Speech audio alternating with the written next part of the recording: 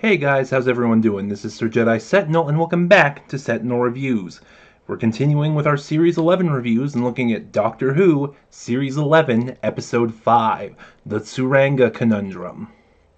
As always, there is a blanket spoiler warning in place, so if you haven't seen the episode, go ahead and check it out first. Now, overall, this episode was pretty, average, and this is episode 5, so as Series 11 is 10 episodes, this is the halfway point. And honestly, I think that's a good way to sum up Series 11 so far. It's okay, it doesn't have the highs of earlier better series, like Series 10, which so far is still my favorite. And it doesn't have the lows of some of the worst series. It's pretty much just in the middle. Visually, it's still impressive, and I will get into that a little bit later. And also, this is the 5th episode, and it was written by Chris Chibnall, the current showrunner. So far, Chris Chibnall has written all 5 episodes. Yeah, he even co-wrote Rosa. And I think we're starting to see the issues with Chibnall as a writer. He is much stronger writing characters than he is writing plots.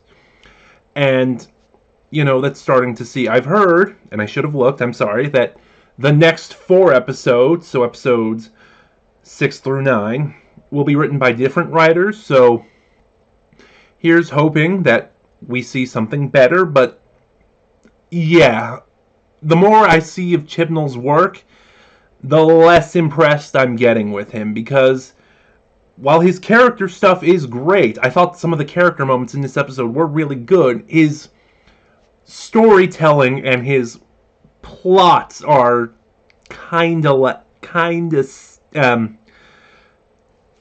would say subpar, but I think that's too strong. I'm not gonna really get into that. Anyway, so the individual performances. Jodie was a little weaker here. The episode starts out with them coming across a mine and by accident, and Jodie is unable to do anything to help them before it detonates. I like this. Previous series of New Who have built up the Doctor to be this infallible, godlike figure, and I always had issues with that, especially with the 11th Doctor, and they started doing it in Series 10, and I'm glad it's carrying over to Series 11, where things like this happen. The Doctor is infallible. The Doctor makes mistakes. So, I liked that, but then throughout the episode, she was supposed to have this injury, like she hasn't fully healed, and a few times you see her clutch her side, and she limps from time to time, but yeah, the injury was kind of inconsistently done, and I feel that Jodie didn't really sell it. My favorite Jodie moment, because I am still liking this Doctor a lot. That was an awkward way to put that. My favorite moment with the Doctor this episode was the way she gushed about the antimatter engine. That was a really nice scene. The companions, Yaz, I'm just not on board with Yaz. It's not that she's bad, it's just that she's been given nothing to do. And with the exception of Rosa, she just hasn't gotten a lot. And which is concerning, because next episode is, from the previews anyway, it looks like it's about Yaz. So, and this late in the season, I still don't care about her. Graham and Ryan are great, and I continue to love that now that Grace is dead, and there's essentially nothing linking them together, that they're still continuing to explore the idea of being a family, because Ryan's father wasn't there, and Graham was married to Ryan's grandmother, who was there, and even though, again, that link between them, Ryan's grandmother, is gone, Graham still wants to be there for Ryan, and I really like the scene talking about Ryan's dad. Oh, no. Wait, that was between Ryan and Yaz, but not Ryan and Graham, but still a good scene. and the side characters were okay. There was nothing really great. I really liked the general, though. I really liked her. You see where she's coming from, and when you get to what she's doing and why, it's understandable. She has a lot riding on her reputation.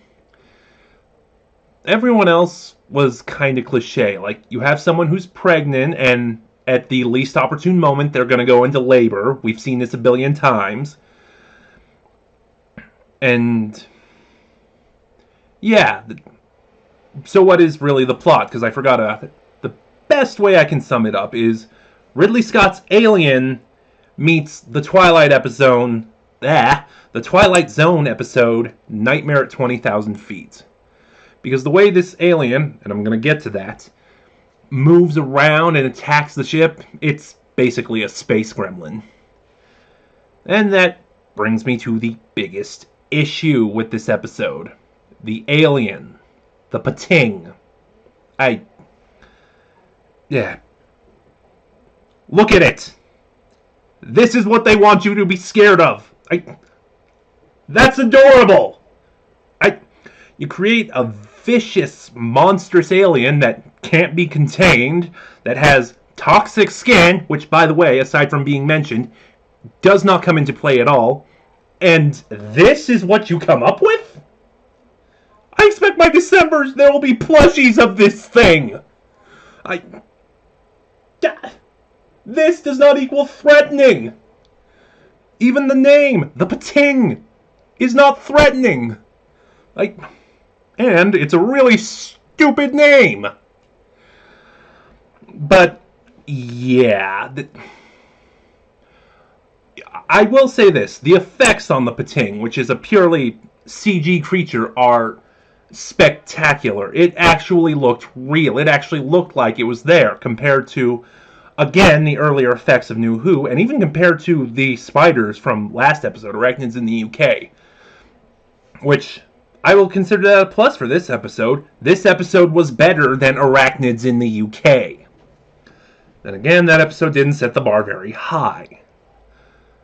I do like that compared to Arachnids in the UK, the family stuff worked better. Like there, we met Yaz's family. Ryan talked about his absentee father a little more. It felt forced. It felt shoehorned in. Kind of like, okay, we have this episode, we have this plot. Oh, but we're a couple minutes short. Okay, just stick some stuff about the family in there. Here, because of their interactions with the characters, it feels more earned. So, overall, Arachnids in the UK is okay, just an average episode. Honestly, I'd say it's on par with The Woman Who Fell to Earth. I'm going to give it a 5 out of 10, because... And I'll sum it up like this. I wouldn't actively hunt it down to rewatch, but if it was already on, I wouldn't mind rewatching it. So, yeah. Did you like what you see? Like, comment, subscribe, and then click that little bell next to subscribe to get notifications when I upload. Because apparently YouTube doesn't know what subscribe means. This is Sir Jedi Sentinel, and I'll see you guys next time.